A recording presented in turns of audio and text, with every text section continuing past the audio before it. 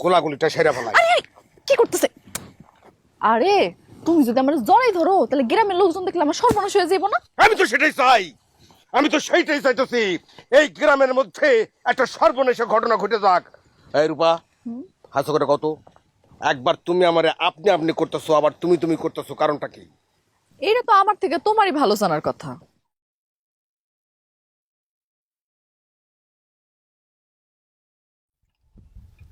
এই গ্রামের সবার জন্য আমি টনিক নিয়ে আসছি, শুধু একজন ছাড়া।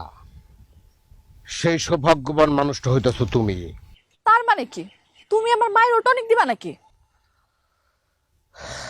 মা, মা তো মাই, মায়ের কোনো দোষ নাই, মা পবিত্র।